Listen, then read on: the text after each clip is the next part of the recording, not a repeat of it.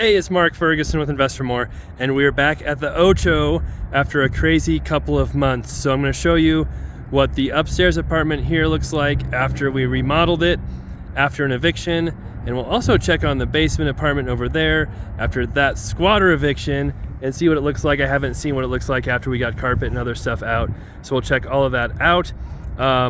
The Ocho has been crazy, and we'll see what we do. I might talk about too my plans for the Ocho and what we might do with this property. It is an eightplex here, and it's also got 16 garages and 12 storage units on back as well, and coin op laundry, and just collected coins from that. So we'll talk about how much we made there too, or at least try and explain how heavy the bag is. All right, we love the likes, love the comments, love the shares. Keep those coming.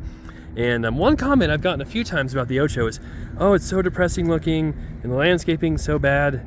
Like, we actually redid quite a bit of landscaping, planted trees, added mulch, and it looks way better than when we bought it a year ago.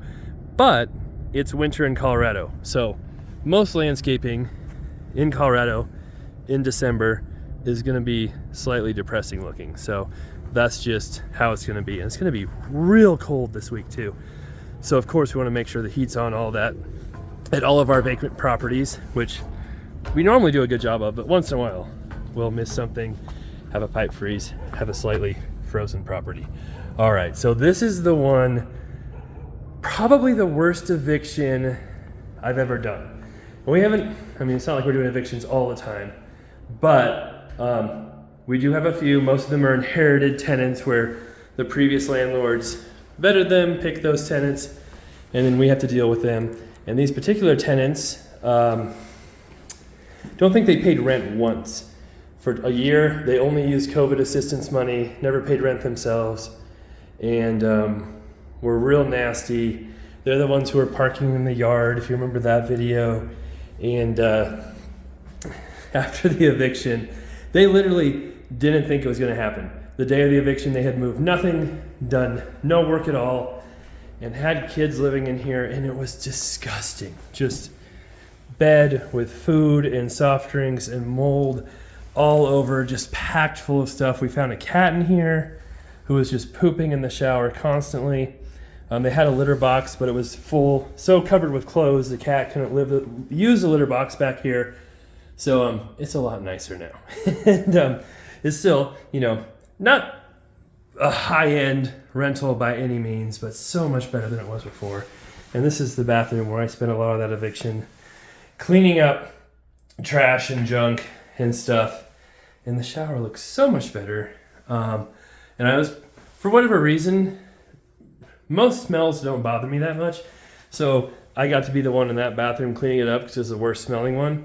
And it doesn't really bother me. Maybe my nose doesn't work much after being a real estate investor all these years, but most people were gagging and trying not to throw up going in there. Wasn't that big of a deal to me. But you can see we painted the cabinets. This is the same tile, cleaned that up, painted the walls, got some new light fixtures, painted the counters. These things. We did this counter paint in another flip we did, and it looked really good, and our other contractor did these, and I feel like the last counters he did looked pretty good too, but these, they're okay.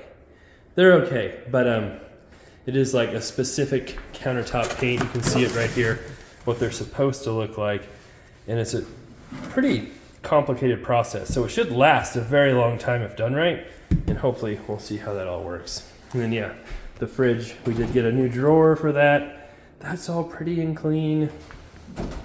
So ready for new tenants. The previous tenants were paying, well, they weren't paying. The state was paying, I think it was $1,100 a month, maybe $1,150. And she had the audacity to go on my Facebook page or YouTube page, one of them, and say, we just kicked them out because we wanted to raise the rent and charge more for rent, not for any other reason. And it wasn't because she hadn't paid rent for 4 months and she couldn't get her COVID fit. I said, no, that wasn't why. Or that she had a cat in here, or that it was absolutely disgusting. But her lease, I mean, we could have raised rent if we wanted to, we didn't.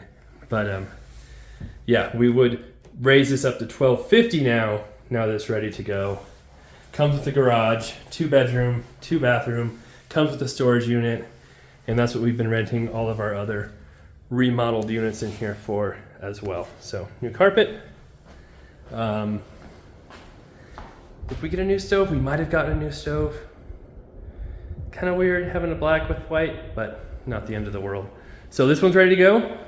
We've got it listed for rent, and got a few people interested here. Hopefully we get some good tenants in here.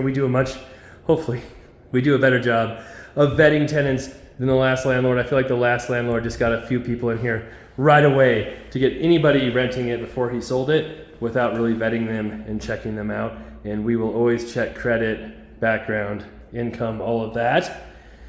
And when we, are lenient on those, it never works out well. So if we get good, most of the tenants we place do very good. I think when I worked out the numbers one time, it's something like 92% of our tenants that we place pay on time, don't cause issues. But you will always have some tenants who cause some issues no matter how much vetting you do. But if you take the time, do all the work ahead of time, you should have a much better percentage than if you don't do those things and just get people in here, any random person you can. If you're wondering what I'm doing, I'm searching for my other key, which I was pretty sure I had with me. I know I just grabbed it. Oh, but I can take that notice off too. All right, let me find that key. There are my keys. And I was gonna mention too, the laundry money. It was a good week. There's probably 30, 40 bucks in there maybe. It's weird, it ranges from 10 to $40 some weeks. I usually come here on the exact same day every week, but really have a wide range of how much quarters are used. Same thing at the complex too. And I'll be heading there after here to see that laundry. And that's the one my son owns with me. What's that? I feel like that was locked, hopefully. The deadbolt definitely was not locked. So, obviously it's not been cleaned in here, but carpet's gone. Smells way, way better. This was a squatter eviction. Nice tile replacement there by the previous landlord. And so yeah, this one will come in, do the same thing. You can kind of see what that kitchen looks like before we paint the cabinets and countertops. And then this one the carpet was disgusting, so bad. And luckily nobody's come in here and tried to do any damage. More custom tile since the squatter eviction. Someone said they thought this was mold. Oh, I don't know, that's weird looking. Maybe. I thought it was just dirt. But it kind of almost does look like mold. We'll get that checked out too. That's a weird spot. Oh, down there. That definitely looks like a little bit of mold.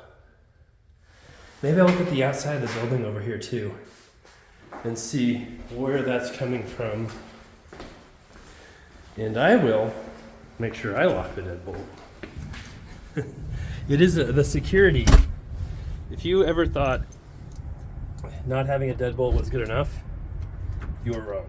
I can pop into probably 50% of properties that don't have a deadbolt just with a credit card real easy. Not that I'm going around breaking into properties all the time, but sometimes tenants lose keys, contractors lose keys for other reasons. We're popping into properties, we don't have the key. I can get into most of them with a credit card. And butter knife, please get a deadbolt if you don't have one. I'm not seeing anything crazy here water-wise. Maybe that downspout is draining back. This doesn't look too crazy. That's weird. We'll get that checked out. All right. Anyway, here's the Ocho. Hopefully the drama is done. I mentioned I might sell it. I have a partner in this property. There's 2 properties I have a partner with, and he talked about buying me out from it. Not sure if that'll work. And if not, I think we've probably decided we're gonna sell it just because after we get these 2 apartments rented, all of our other tenants are pretty good. It's pretty much stabilized. We've added a ton of value. We bought it for 1.35 million. I think it'll be worth, you know, real close to 1.8, and still have some room to move up rents a little bit. So I'm hoping we should be able to sell it in that range too. We'll see. If interest rates decreased and went back a little bit, I think we'd have no problem at all selling it, but it still is a little tricky with higher interest rates right now. So we'll talk about that more, see what we want to do. Oh, I just left my laundry money in there. I have to go back and do that. Of course, we've got tires left over from the eviction, but there you can see the garages and storage units. All right, thanks for watching. Be back soon. Hopefully most of our other videos on the Ocho will be a lot more positive and less crazy from now on.